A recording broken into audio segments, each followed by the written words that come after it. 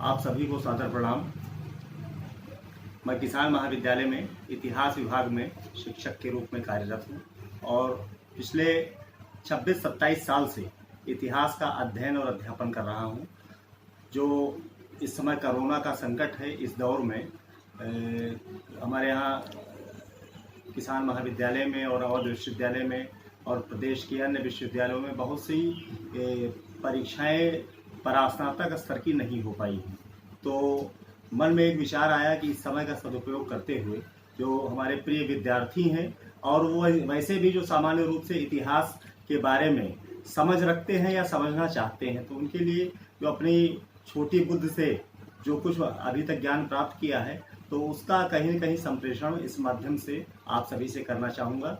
न केवल इतिहास के जो विद्यार्थी हैं, स्नातक या परास्नातक कक्षाओं में पढ़ रहे हैं, बल्कि जो सामान्य इतिहास के बारे में जो अधकचरी जानकारी है या पूरी जानकारी नहीं रखते हैं, उनके लिए भी मैं समझता हूं कि यह जो मेरा संदेश है कहीं न कहीं जो है वो कार्य करेगा, उनके ज्ञान में ज्ञानवर्धन करेगा। जो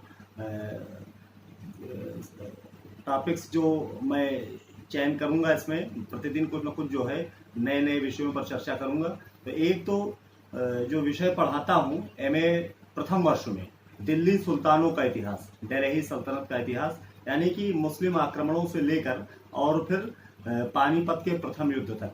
तो एक तो एमए प्रथम वर्ष के लिए ये उपयोगी हो सकता है। दूसरा, एमए फाइनल ईयर में, एमए उत्तरार्ध के लिए जो 1900 पहला जो प्रश्न पत्र है विश्व इतिहास की प्रमुख धाराएं, तो उसमें 1919 से लेकर यानी after the first world war to 1962, यानी कि 1919 से 1962, इस प्रश्न पत्र का नाम है विश्व इतिहास की प्रमुख धाराएं।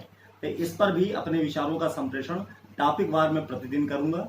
और एक बड़ा इंपॉर्टेंट विषय है, आईएएस के पाठ्यक्रम में भी है, बीए प्रथम वर्ष के पाठ्यक्रम में जो द्वितीय प्रश्न पत्र है यूरोप का इतिहास, हिस्ट्री ऑफ यूरोप, उसमें 1453 से 1789 तक का इतिहास पढ़ाया जाता है और वो ये सिविल सर्विसेज के पाठ्यक्रम में भी है, यानी कि पुनर्जागरण से, रेनेसां से लेके फ्रेंच रेवोल्यूशन तक। तो कल से मैं एक एक टॉपिक को लेकर आप लोगों के बीच में आऊंगा और अपने विचार व्यक्त करूंगा और कहीं न कहीं तथ्यात्मक रूप से आपको समझाने का प्रयास करूंगा। धन्यवाद।